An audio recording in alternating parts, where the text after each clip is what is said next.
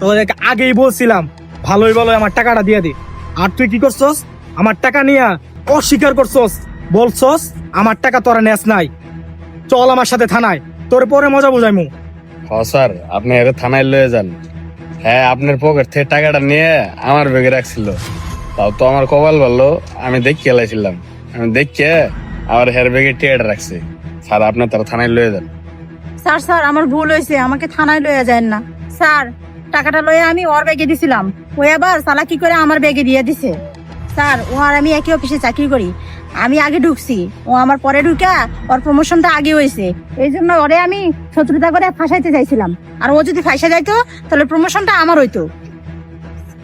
কি বললা ছবি? তোমার মনে এটা ছিল তুমি তাহলে প্রমোশনের জন্য আমাকে ফাঁসাইতে চাইছো? শোনো, তোমাকে একটা কথা বলি, আমাদের অফিসে যে কাজ ভালো করবে স্যারে তো তাকেই প্রমোশন দিবে।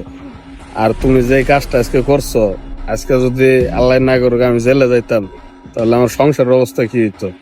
ও এই ব্যাপার, তোমাদের দুজনের ভিতরে রেষারেষি চলতেছিল, এই জন্য আমার টাকা মাইরা দিয়া তোমরা এই প্ল্যানিং করছিলা না? আর একটা কথা, তোমার এত বড় সাহস, একজন পুলিশ অফিসারের টাকা এভাবে মেরে দিয়ে আরেকজনকে ফাটাইতে চাইছিলা। একে তো তুমি অন্যায় করছো, তারপর আবার ডাবল অন্যায়। তুমি কিভাবে বললা সামান্য একটু প্রমোশনের জন্য একজনকে এইভাবে ফাঁসাই দেওয়ার চেষ্টা করলা?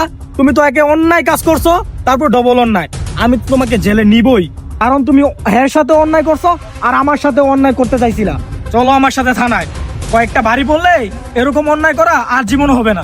স্যার স্যার আমার ভুল হয়েছে, এবারের মতো আমাকে ক্ষমা করে দেন। ভুল হলে আমি তোমাকে ক্ষমা করে দিতে পারতাম, কিন্তু তুমি ওর সাথে অন্যায় করছো, আমার সাথে অন্যায় করার চেষ্টা করছো। তুমি থানায় চলো, কয়েকদিন থানায় থেকে আসো, পরে আর এরকম ভুল জীবনও হবে না। চলো আমার সাথে। আর ভাই, তুমি মনে কষ্ট পাও না, আমি তোমাকে অনেকগুলো কথা শোনাইছি আর তোমাকে আমি চেক করছি। আমার চেক তো করতেই হতো, আমার টাকা হারাইছে, আমার জ্বলন্তি আছে না, এতে তুমি মনে কষ্ট পাও না। আমি ওকে থানায় নিয়ে গিয়ে ওরে কয়েকদিন থানায় রাখি, ওর পরে শিক্ষা হয়ে যাবে, এরকম ভুল আর আর জীবনও হবে না। তাহলে তুমি থাকো, আমার কথায় মনে কষ্ট পাও না। আমি কোনো মনে কষ্ট নেই। আর সত্যিটা যে উদ্ধার হয়েছে, এটাই আসলে বড় কথা। কারণ এখন যদি মিথ্যার কারণে আমি জেলে যাইতাম, তাহলে তো আমার সংসারের অনেক ক্ষতি হয়ে যেত, আমার ফ্যামিলির অনেক ক্ষতি হয়ে যেত।